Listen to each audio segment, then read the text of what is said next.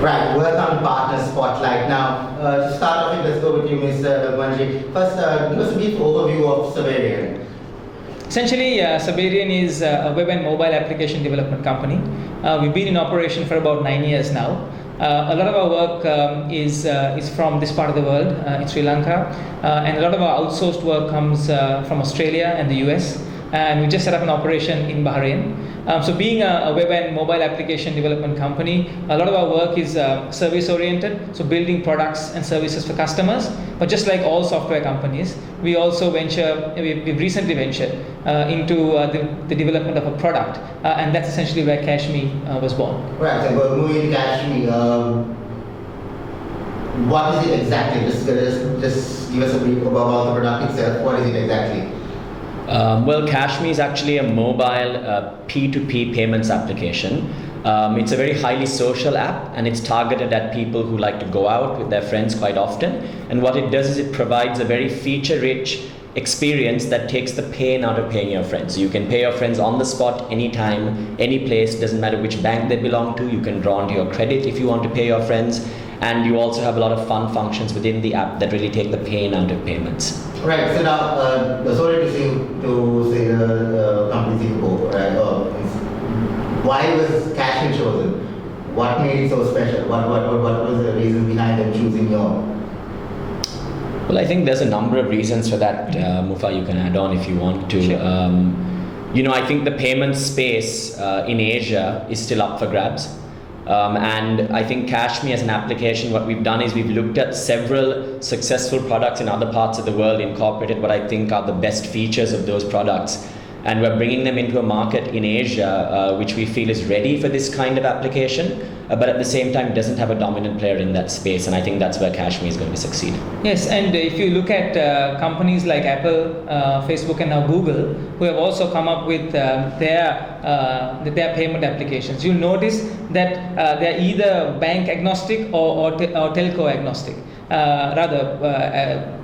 So in terms of usage, we find that an application like Kashmi is on both sides, bank and telco agnostic. So not allowing you to be dependent on a bank or a telco, and that's a huge strength, and that's a huge plus, and that's essentially why a program like Startup Bootcamp chose us to be represented. Right now, in terms of Saberion, this industry that you're in, what is it like right now at this moment in Sri Lanka? Not growing, yes, but what is it like, and what is lacking, do you think? What do you think is needed more to give this sector a boost? Sri Lanka has always been dominant in the field of technology, especially software development. If you look at the big names out there, there are a multitude of companies that have grown very large in Sri Lanka. So we're not short of talent, we're not short of capability, and we certainly aren't short of entrepreneurs or attempted entrepreneurs. And I think what is really lacking here is the support in terms of capital, motivation, and the drive to take a product from build to execution, and that's a classic problem that we have that anybody has. The US and Europe have mastered that.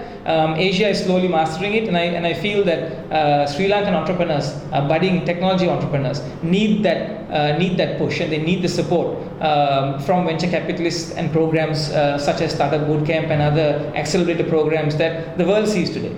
All right. Company, in terms of what you're producing, your products, what do you have in the pipeline?